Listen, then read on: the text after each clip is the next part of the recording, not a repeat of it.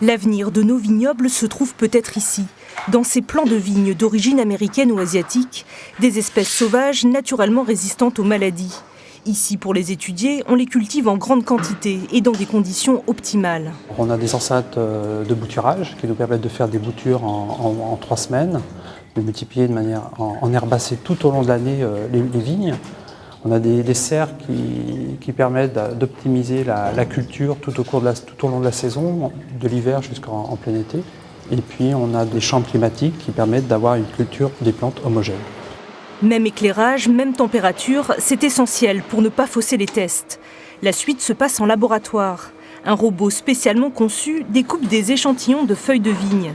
Ces disques sont ensuite contaminés par 2 sortes de champignons, les plus menaçants pour la vigne, le mildiou et l'oïdium. Au bout de 5 jours, on observe ces disques foliaires pour regarder si la plante réagit à la présence de ce pathogène, c'est-à-dire si elle nécrose, si elle fait des réactions de défense, si elle se défend contre l'invasion par ce pathogène.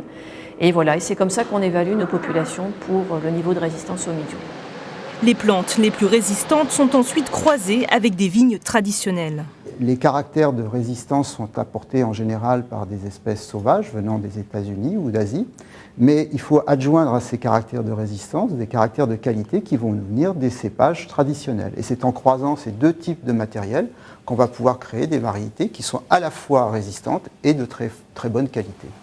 L'objectif affiché de ces recherches est la diminution de l'utilisation massive de fongicides dans nos vignobles, un enjeu de taille à la fois environnemental, sanitaire et économique.